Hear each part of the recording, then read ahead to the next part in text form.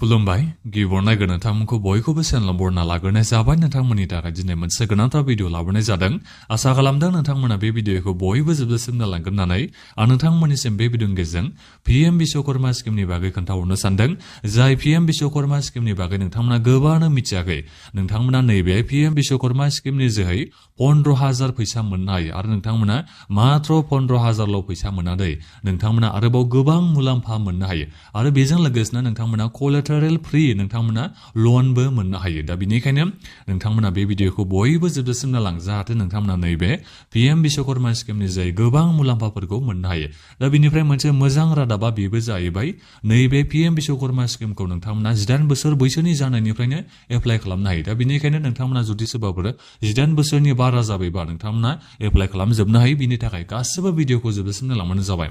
आं नोंथांमोननिसिम माने बे भिडिअनि गेजेरजों खोन्थाहरजोबगोन आरो नोंथांमोना सोरबादिया एप्लाइ खालामनो हायो मा मुलाम्फाखौ नोंथांमोना मोननो हागोन बोरै नोंथांमोना एप्लाइ खालामनो नांगौ मा डकुमेन्ट्सखौ होनानै नोंथांमोना एप्लाइ खालामनो नांगौ दा बेफोरखौ नोंथांमोना पुरायै मिथिनो थाखाय बे भिडिअखौ जोबजासिम नायलांबानो जाबाय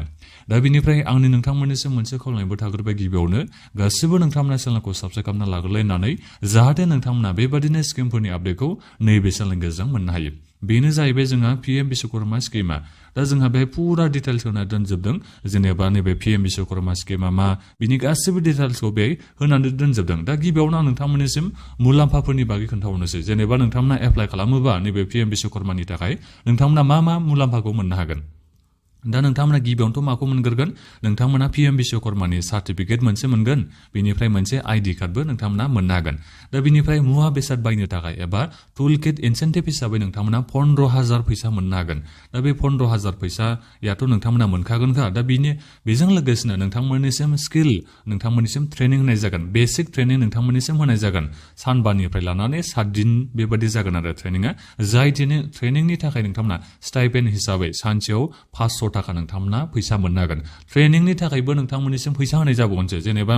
सप्तासेनि थाखाय ट्रेनिंआ जायोबा सानफ्रोमबोनि थाखाय नोंथांमोननो 500 थाखा ट्रेनिंनि थाखाय फैसा होबाय थागोन हाजिरा खरै हाजिराथ' नंला बेखौ हाजिराथ' होनो नांला नोंथांमोननिसिम ट्रेनिंखौ होगोन अब्लाबो ट्रेनिं नोंथांमोना लानायनि थाखायनो सानफ्रोमबोनि थाखाय नोंथांमोना 500 थाखा फैसा मोननो हाबावगोनसो दा बिनिफ्राय नोंथांमोना एडभान्स ट्रेनिंखौबो लायोबा 15 दिननि थाखाय बे माबाया जागोन एडभान्स ट्रेनिंआ जागोन जायनि थाखाय नोंथांमोना सानफ्रोमबो सानसेयाव 500 थाखा फैसा मोननो हागोन दा मोजां नङा होमबा ट्रेनिंबो ओरैहाय नोंथांमोना मोनगासिनो दङ आरो सानफ्रोमबो नोंथांमोना 500 थाखाबो फैसा मोननो हागासिनो दङ मुवा बेसाद बायनो थाखायथ' नोंथांमोना 15,000 फैसाखौ ओरैनो नोंथांमोना मोनखागोन बेखौ नोंथांमोना जेबो रिटार्न खालामफिननांगौ गोनांथि गैया दा बिनिफ्राय नोंथांमोना क्रेडिट सापर्ट हिसाबै कलेटरेल फ्री नोंथांमोना एन्टरप्रेनियरशिप डेभेलपमेन्ट लनबो नोंथांमोना मोनबावगोनसो जाहैबाय ओरैनो माने जोबोद इजि लन जाहैबाय बियो जाय इजि लन जेरै नोंथांमोना नायनो हागोन 1 लाख नोंथांमोना लन मोननो हागोन दा बेखौ नोंथांमोना 18 मान्थनि बिथोरावनो बेखौ माने रिपेमेन्ट खालामनो हागोन 18 मान्थआव नोंथांमोना बेखौ रिपेमेन्ट खालामखांनायनि उनाव आरोबाव नोंथांमोना लन मोनबावगोन जाहैबाय जोबोद इजियावनो नोंथांमोना लनखौ मोननो हायो जोबोद खम इन्ट्रेस्ट रेट सुदआ जोबोद खमथार आरो दा बेनिफ्राय सेकेन्डआव नोंथांमोना 2 लाखबो नोंथांमोना लन लानो गोसोबा लानो हागोन जायखौ नोंथांमोना 30 मान्थनि बिथोराव 30 मासनि बिथोराव नोंथांमोना रिपेमेन्ट खालामनो हागोन माने 30 मान्थआव नोंथांमोना बेखौ रिफान्ड खालामनो हागोन आरो दा बिनिफ्राय इन्ट्रेस्ट रेटखौबो नोंथांमोना नायबानो जाबाय जोबोद खम इन्ट्रेस्ट रेटआवनो नोंथांमोना लनखौ मोननो हागोन नैबे पीएम विश्वकर्मा स्किमनि जाय जोबोद मुलाम्फा गोनां बे मोनसे स्किम नाथायबा जों गोबाङानो नैबे पीएम विश्वकर्मा स्किमखौ मिथिया नालाय दा बिनिखायनो जों माने मुलाम्फाखौ लानो हाया आरो दा बिनि अनगायैबो माखासे मुलाम्फा होनाय दङ बेखौ नोंथांमोना नायबानो जाबाय दा बिनिफ्राय फैदो नोंथांमोना सोरबादिया एप्लाइ खालामनो हागोन आं नोंथांमोननिसिम दहायनो बुंहरखाबाय 18 बोसोर बैसोनि जानायनिफ्राय नोंथांमोना एप्लाइ खालामनो हायो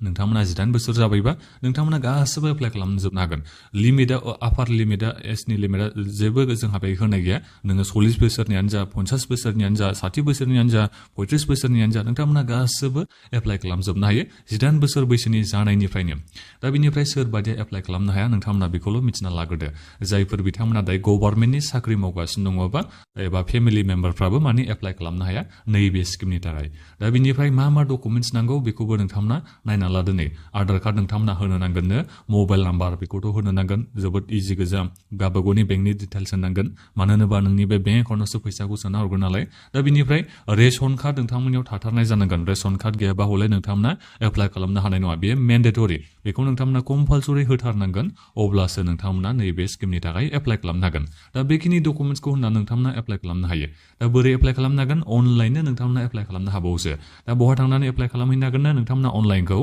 कमन सार्भिस सेन्टाराव नोंथांमोना थांनानै अनलाइन एप्लाइ खालामहैनो हागोन नोंथांमोनाथ' मिथिखायो जानांगौ कमन सार्भिस सेन्टारा माखौ होनो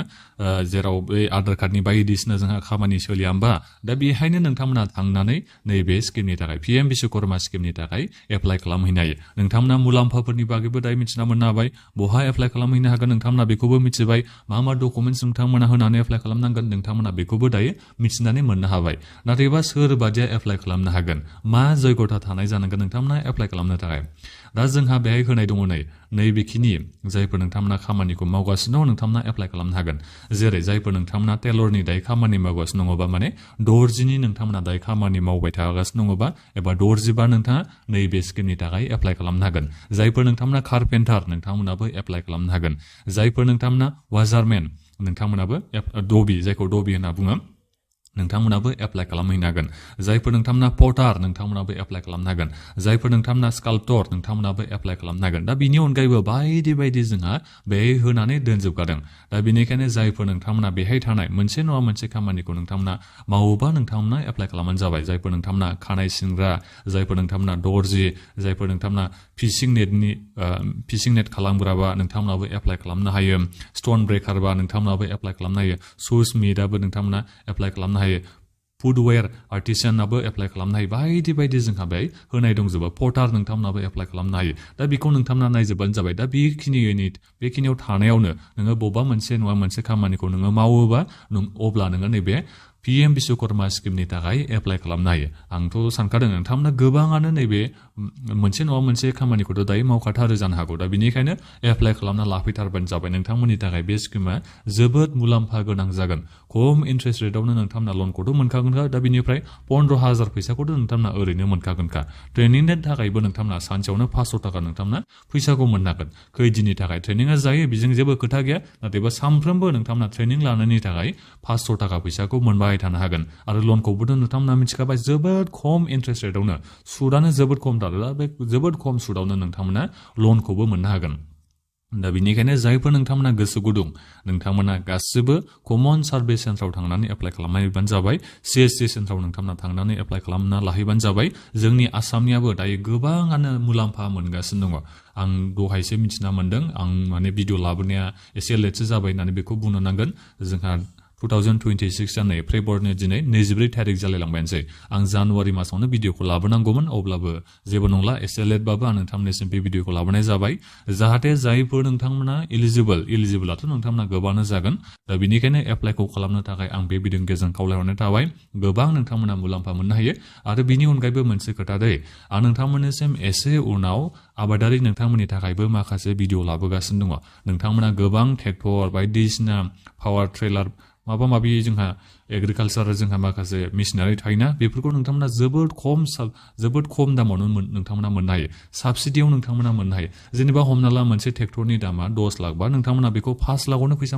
5 लाखआवनो नोंथांमोना मोननो हागोन 50% नोंथांमोना साबसिडि मोननो हायो दा बेफोरनि मुलाम्फाफोरखौ नोंथांमोना गोबाङानो मिथिनि थाखाय लाबखौ लानो हाया दा बेफोरनि बागै आं नोंथांमोननिसिम एसे उनाव दिनै गाबोन समफोर नोंथांमोननिसिम भिडिअ लाबोगासिनो दङ नोंथांमोना गासिबो चेनेलखौ साबस्क्राइब खालामना लाबानो जाबाय जाहाथे माखासे स्किमफोरनि मुलाम्फाफोरखौ नोंथांमोनाबो एप्लाइ खालामनानै लाबखौ लानो हायो दा बे भिडिअआ बेखिनियानोमोन नोंथांमोना माखौबाफोर दायो बुजिनानै मोननो हायासैबा माखौबाफोर नोंथांमोना सोंनांगौ दङबा नोंथांमोना भिडिअखौ बक्सआव कमेन्ट खालामनानै आंनिसिम सोंहरबानो जाबाय आं निसय रिप्लाइ होनो नाजागोन आरो बे भिडिअखौ नोंथांमोना गासिबनोबो शेयार खालामना होबानो जाबाय जाहाथे गासिबो मानसिफ्रानो नैबे पिएम बिश्वकर्मा स्किमनि बागै मिथिनो हायो दा बेखिनियानोमोन गोजोन्थों